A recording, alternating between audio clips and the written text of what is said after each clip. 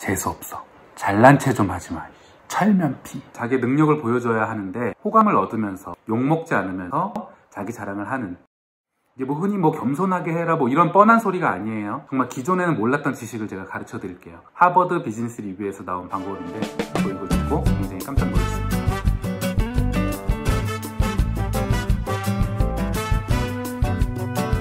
좀 센 거부터 이야기할게요. 실패를 이야기하라 해요. 내가 얼마나 성공했는지를 말하는 게 아니라 실제로 이거는 리서치 결과로 검증이 됐어요. 이렇게 실패를 이야기하면 뭐가 좋으냐? 스토리텔링이다. 제 책에서도 많이 이야기를 했고, 인류의 커뮤니케이션 방식 중에 가장 진화된 방식이에요. 머리가 아니라 이 마음을 움직이는. 사람들은 다른 사람의 성공보다는 실패를 통해서 그 사람에 대한 공감과 호감을 높일 수 있는 거예요. 팔리는 콘텐츠의 한 가지 이유, 여기에서도 이 정말 어필하는 콘텐츠는 스토리텔링을 담고 있다. 자기 실패를 이야기해야 된다. 잊지 마세요.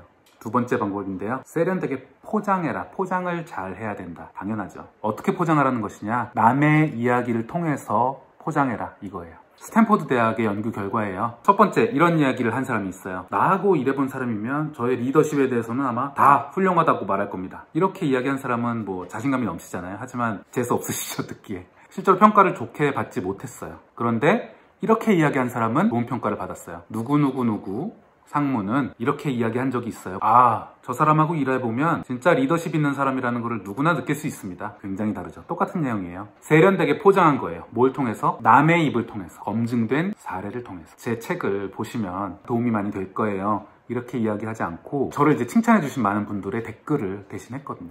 저의 검증된 능력을 보여드리고 싶은데 호감은 잃고 싶지 않았거든요. 여러분도 없는 걸 지어내시라는 게 아니라 분명히 이런 게 있어요. 남의 이야기를 통해서 세련되게 포장할 수 있는 게 놓치지 마시라는. 세 번째, 물어봤을 때가 기회다. 놓치시면 안 돼요. 이거 HBS의 연구 결과인데요. 질문에 대한 답을 하면서 자기 자랑을 하면 사람들은 잘난 체로 느끼지 않고 받아들인다는 연구 결과예요. 예를 들어서 물어보지도 않았는데, 아, 그거 얘기가 나와서 말인데 내가 저번에 이거 뭐 삐 잘난 체 재수 없다. 직접 물어봤을 때 이제 그때가 진짜 기회라는 거예요. 예를 들어 볼게요. 그러면 어떻게 이렇게 빠르게 성과를 내실 수 있었어요? 기회다! 하고 말씀을 하셔야 된다는 거예요. 아, 이거는요, 남들이 하지 않는 이런 생각을 했고 열심히 또 노력을 했고 뭐 누가 도와줬고 다 뿜어내라는 거예요. 이럴 때는 잘난 체로 느끼지 않는다는 연구 결과가 말해주는 거죠. 물어보지도 않았는데 그러지 마시고요. 안물안궁.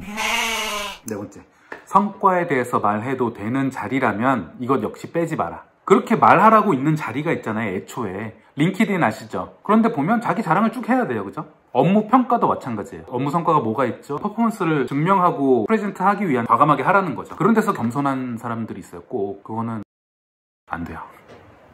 하지만 이럴 때에도 너무 오버하지 말아야 해요. 너무 취해가지고 막 자아도취하지 말라는 거죠. 듣는 사람하고 같이 보조를 맞출 필요가 있잖아요. 질문한다든지 예를 들면 제 말씀 지금까지 잘 따라오고 계시죠? 라든지 동의하시나요? 이런 아주 캐주얼한 질문 자체가 듣는 사람으로 하여금 계속 커뮤니케이션 한다는 느낌을 줄 수 있잖아요. 마지막 다섯 번째 조언이에요. 그러니까 축하할 일이 있다면 적당하게 하라는 거예요. 사람들 사이에서 시기와 질투를 떨어낼 수 있잖아요. 괜히 누구나 칭찬은 받고 싶어 해요.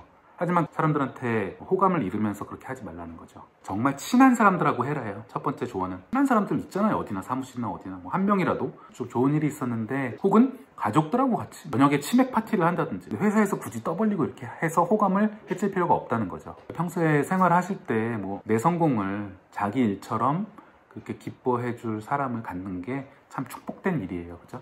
역으로 이것도 중요해요. 기뻐할 일이 있는데 알리지 않으면 부정적인 효과가 있다고 해요. 시카고 대학교의 그 엠마 교수의 논문을 한번 나중에 읽어보세요. 기뻐할 일이 있으면 자기 친한 사람들한테는 알리라는 거죠. 알리지 않으면 그 사람들이 느끼기에는 나한테 안 알렸어? 와, 나를 친하지 않게 생각하는구나. 의도하지 않은 이런 또 성과를 축하할 때에도 가까운 사람들끼리 하는 게 호감도를 해치지 않고 화살을 피할 수 있는 방법이다.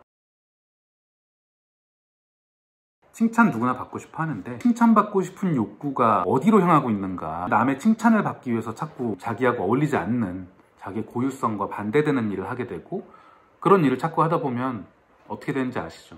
내가 껍데기 인생을 사는 것 같은 그런 현타가 오거든요. 그래서 채널에서 여러 번 말씀드리지만 누구나 인생은 고유하다.